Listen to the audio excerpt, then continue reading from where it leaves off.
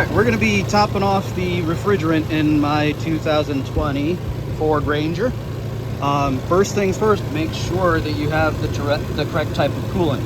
We need R1234YF, Yankee Foxtrot. The kit that I got on Amazon, I think it was 78 bucks. I'll double check that and I'll put it in the comments.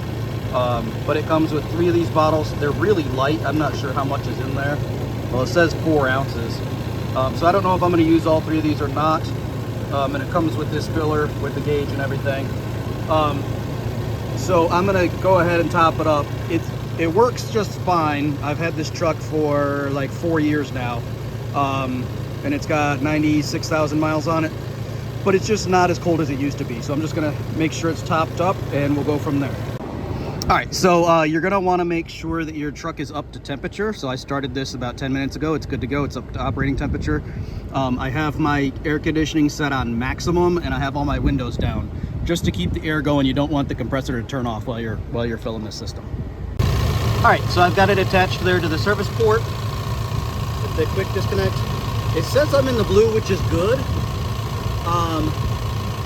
But I still want it to be a little bit cooler, so I thought it was going to be lower than this. But anyway, I'm going to go ahead and bring it up to the top of the blue line, and we'll see how it does. Oh, before you connect this to the service port there, make sure that this is threaded all the way up. It's got a needle in the bottom that pierces the can. Make sure this is all the way up. And then once you get it connected to the service port, then you can screw your can on there. All right, I've got the can screwed on. Now we're going to turn this down until it punctures, and we should see our pressure go up on our gauge. Okay, I made a slight mistake. After you screw this tab down to pierce the can, you have to screw it back up again, so that would be counterclockwise, to release the gas into the hose. So once I did that, I saw my pressure go up. I was sitting at 40. It went up to 45. Now it's back down to 40. So I'm going to let it sit out for a little bit.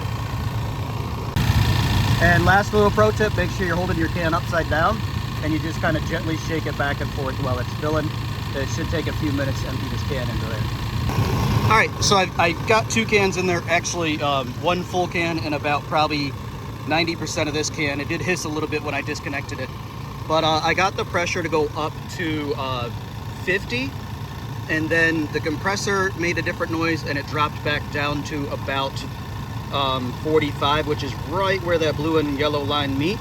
So that's as high as you can go on the full. So we'll go test drive this thing and see if it's any cooler. Other than that, we'll see you guys next time. All right, we're back in the truck and I can already feel that the air is much cooler than before. So if you guys have any questions, hit me up in the comments below. Otherwise, this was a success and I'll see you guys on the next one.